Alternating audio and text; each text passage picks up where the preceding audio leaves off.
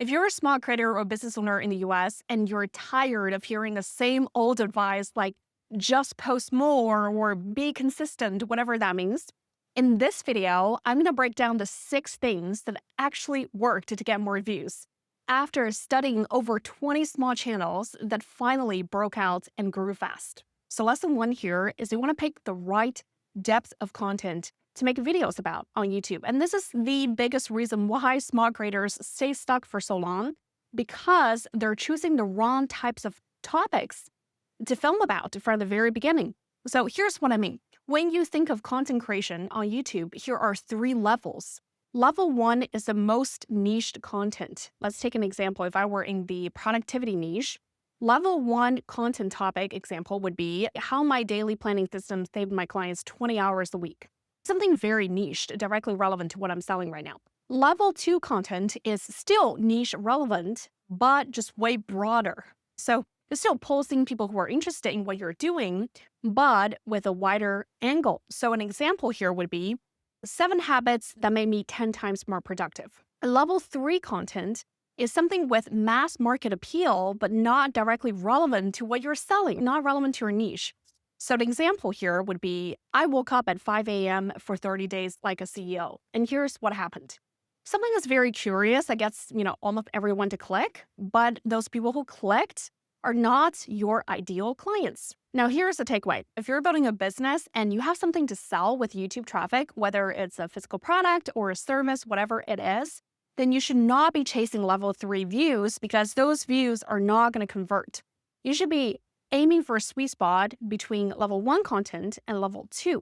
I'd recommend a 40-60% mix, meaning that 40% of your content should be under level 1 and the other 60% should be under level 2.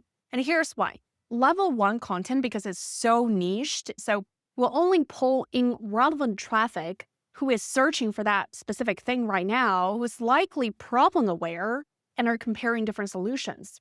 That's much more likely to convert in the short term.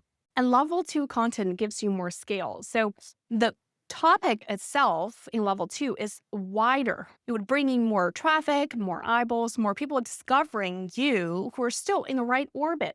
But level 3 content, it might go viral, but it brings in random viewers who are not interested in productivity and who will never buy from you. They're just curious about the title when they clicked. And worst of all, if YouTube starts seeing the wrong type of people engaging with your channel, it will recommend your future new videos to those random viewers and not your actual target audience. Now, lesson 2 is you need to find a level 2 topic that is currently underserved. Here's what I mean. Just being in level 2 is not enough, because if your level 2 topic is already dominated or saturated by big creators, then you will be competing directly with them and fighting an uphill battle. So you need to identify a level 2 topic that's currently underserved. So let's go back to our productivity example. Currently, a very popular level 2 topic might be my top 5 time management tips to get more done. Sure, it's relevant, but that space is completely saturated right now. So unless you already have a big following, you're going to get buried. Now let's compare that to a fresher and more underserved angle, such as the real reason you can focus. It's not about time management. So it's still highly relevant to productivity, but it's with an entirely different strategy. You're approaching from a new perspective, which is focus. And the idea here is, hey, if you can focus longer, better, or with higher quality, then automatically you're becoming more productive. So that's a completely different positioning in the market that adds a whole lot of new value and speaks to a new segment of the audience who is more interested in being more focused and maybe paying less attention to their phones than the traditional time management tips. And there are 2 simple but proven ways for you to find an underserved topic, which I did talk about in detail in one of my previous videos. I'll link up here. Feel free to check it out. Now, the next lesson here is don't just post videos, but iterate ruthlessly. The reason I say this is most small creators are stuck not because they're creating average videos, but because they're not iterating fast enough.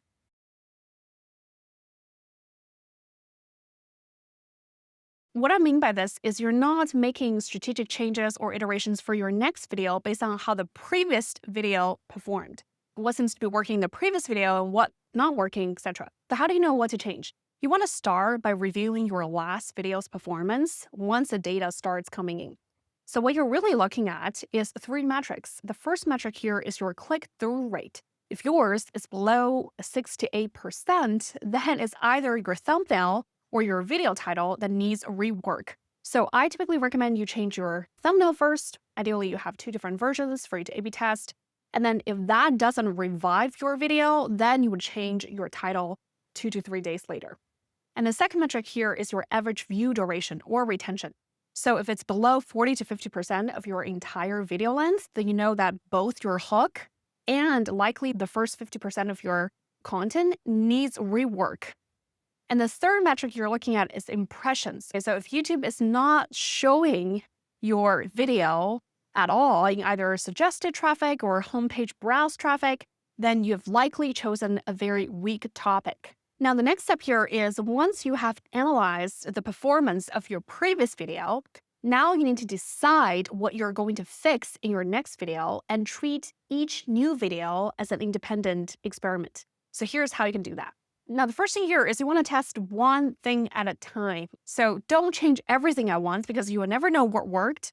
Instead, test one key variable per video. So for example, if your last video showed that your click-through rate is really low, then maybe your next video, you decide to test a new thumbnail. Maybe it's a new thumbnail design style or new color contrast. So the second thing that's really important is you want to make sure you're prioritizing on changes that actually move the needle.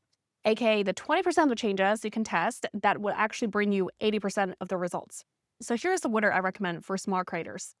So you want to start by testing your video topic. If your video topic is no one is interested in that, then YouTube is not going to suggest it anywhere and it's dead in the water in the first place. Then you want to move down to start testing your thumbnail because that's the first thing people see. Because if your thumbnail is not curious or enticing enough, no one is going to click.